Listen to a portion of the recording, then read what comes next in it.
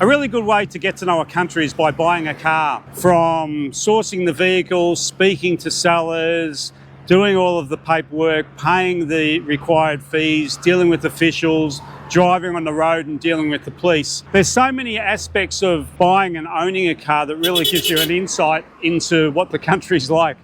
So what I've decided to do is, rather than doing one long video, we're going to do a playlist on the journey of buying a car and the different options, different ways that you can go about it, because it's not really as straightforward as what it might be in perhaps a place that you once called home. So the purpose of this playlist is particularly to those people who are looking to buy a car here in Paraguay, because there are various considerations that you need to make. So buckle up, Buttercup, this should be an interesting ride.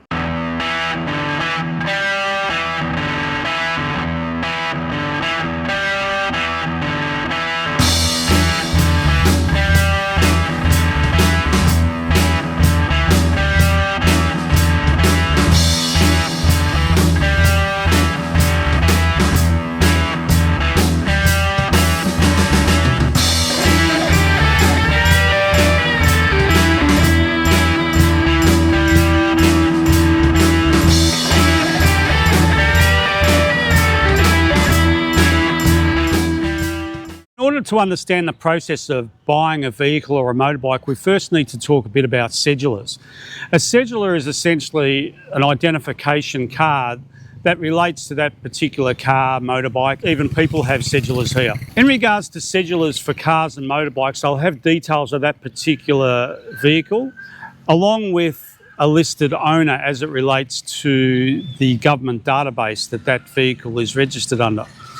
Now, in most places that I've lived in, it's been a pretty automatic process that if you buy a car, it gets transferred into your name legally, and so it does on the government database. But here in Paraguay, there's actually two ways to transfer a vehicle into another person's ownership. One is kind of more legal than the other.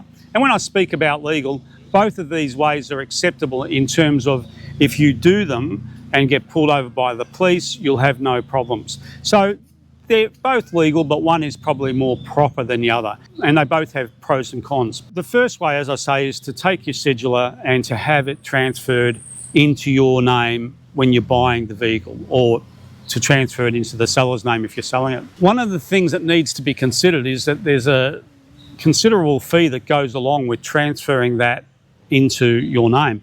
Take, for example, if you were to buy a vehicle for around $4K US, it's going to cost you about $350 to do it if the car costs you $4,000. The issue with that is not only transferring it into your name, but if you bought a car of around that value, when it comes time to sell that car, if you want that cedula changed into the new buyer's name, they're also going to have to pick up that fee. So because of that reason, a lot of people opt for a secondary process, another way of transferring ownership, and that is by way of a private agreement, a private contract.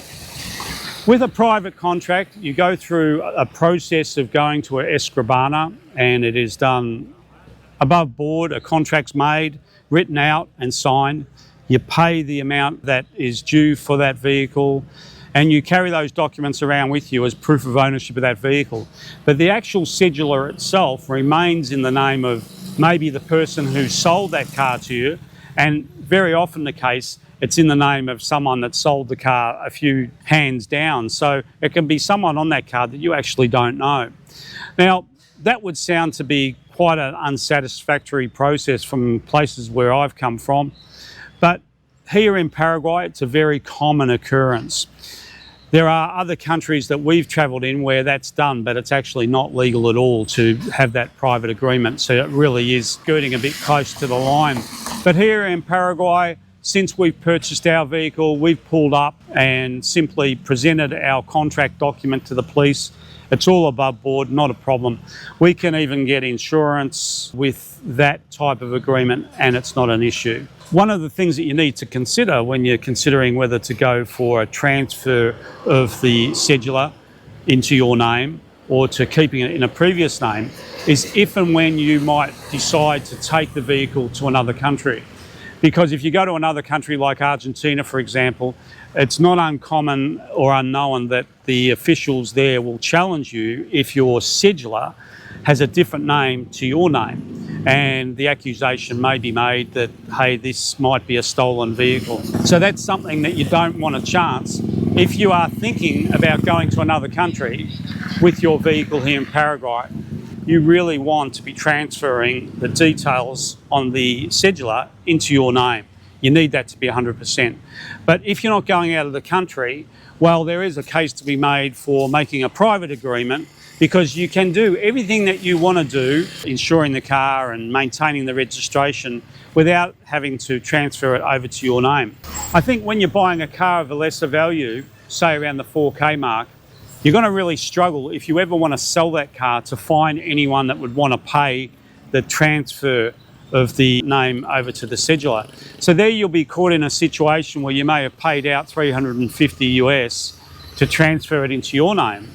And then, if nobody's willing to buy it and transfer it into their name, well, you're left with the situation where your name's now on the cedula, or you have to drop the price by $350 to convince them to buy it, or you're just comfortable with having your name on that cedula and selling it down the track. Now, a lot of people here are comfortable with having their name on a cedula that's now on a vehicle that's been sold 3 or 4 times down the line. Personally, I'm not, and I don't have any particular reason for that, except I'm just a bit paranoid, and I guess it's just not the way that we'd be used to doing things. So personally, I don't want my name on a cedula that's for a vehicle that I know is going to be sold and sold again. So for that reason, I'm probably more comfortable just to do as the Paraguayans do when it comes to buying a vehicle. In our case, it was a vehicle that was, quite a bit cheaper than, a more expensive vehicle. So we were okay with doing it the way that things are done here. A private agreement worked for us, and we've had no problems. We can get insurance for that vehicle, no problem. And it's all above board. We're not intending to drive it out of the country anyways. There's 4 ways that I can think of for acquiring a vehicle here in Paraguay. The first way is to buy a vehicle new. We know several people who have done that. And again, there's pros and cons. When you buy a vehicle straight off the floor, it goes straight into your name on the cedula, so it's all 100% in that regard. A lot of vehicles here, as I understand, have a 5-year warranty, so you're good to go for 5 years. But one of the things that you'd obviously need to think about is where that vehicle gets serviced in relation to where you're living, because if you're living where we are, well, there wouldn't be service centres for some of these newer cars in the country parts of Paraguay, so you'd have to go to Asuncion, and so there'd be fewer options to have them serviced. The other thing that I personally consider when buying a new car is the issue of planned obsolescence. Everyone's got a different view on that, but I think these new cars are very carefully designed just to last a certain amount of time. But hey, that just might be my old stingy fogey coming out of me, and you might be fine with a new car. Each to their own. But new cars is something that a lot of people do opt for here. The other way of buying a car here is to buy an imported car. There are import agents here that bring cars in. I know at least one that bring them in from Brazil. And as I understand, they're really good options. They come in good condition. And again, you'd be buying the vehicle here like it's new, in the sense that it would be transferred into your name. So if that's something that is important to you, an imported vehicle from somewhere like Brazil could be a good option also. And then there's the third option of buying it like we did. We bought ours online on Facebook. That's the real local way of doing it. It's a challenging way, and it's the way that you will probably run into the issues relating to people being reluctant to transfer the cedula into their name. You'll probably be looking at cars that have got a cedula that has an owner on it that isn't the person that you're buying it off. Again, it doesn't sound 100%, but that's the way that it's very often done when it comes to your general second-hand market here in Paraguay. And it works pretty much well for most people. And the last way that I can think of getting a vehicle is to bring a vehicle in from another country, from the US or Europe or whatever. That's not something I'm even really going to touch on, because I think that it would be probably more trouble than it's worth for most people, unless you've got more money than most of us, or you really love your car.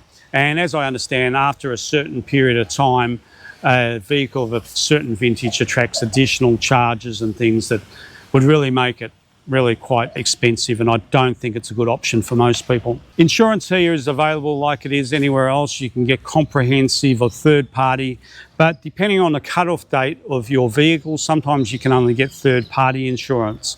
We have a 93 Toyota Surf and we can only get third party for that, and that is around about a millione, which, you know, isn't too much and it's quite reasonable. So they're the things that you need to think about in terms of your cedula, the options that are available in terms of buying a vehicle, and your insurance options. All pretty well straightforward, pros and cons with all of them, but they are things that you need to get your head around, because you're going to have to make a decision whether you want to have that cedula in your name or not. It does come with benefits and it does come with potential drawbacks. I can really understand some people's rationale. It just keeps everything really clean and neat. But we're in Paraguay, and this country, things are seldom clean and neat, and it depends which end of the spectrum you want to fall on. So the main thing is to get something that you're happy with at a good price, try and keep it legal and stay happy. That's it for this video. As I mentioned, we're going to release further videos, everything relating to maintenance of vehicles, getting your license, and just all the other ins and outs that come with having a vehicle here in Paraguay.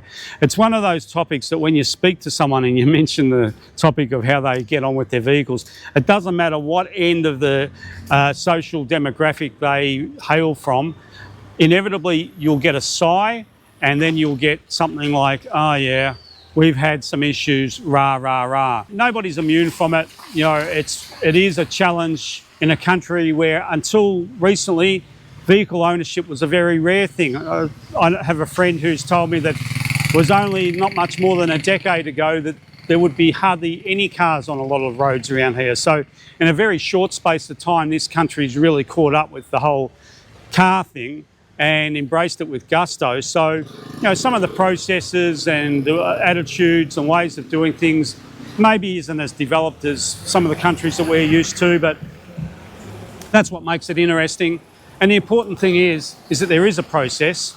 You can own a car here legally. There are a few ways to do it. Either way is okay. You're not going to get into trouble as long as you follow the steps. You may have a little bit of heartache along the way, or a few unexpected bumps or surprises, but hey, we're in Paraguay. It's part of the ride. So you know, we just go along with it and have a laugh. We'll talk a little bit about our personal experience with our jalopy. We've had some fun with that. We've had some issues, but they seem to have been sorted out for now. But we're on the road and going to be doing a road trip in the next few weeks, hopefully. So that'll give it a good test drive. And either way, we'll have some fun and learn something. So I think that covers it for this one. I hope that's informative, and please do stay tuned, because we do have several more videos that will be really important to anyone out there who's thinking about maybe going down a track of buying a car or a motorbike here in Paraguay. So until next time, take care. Ciao.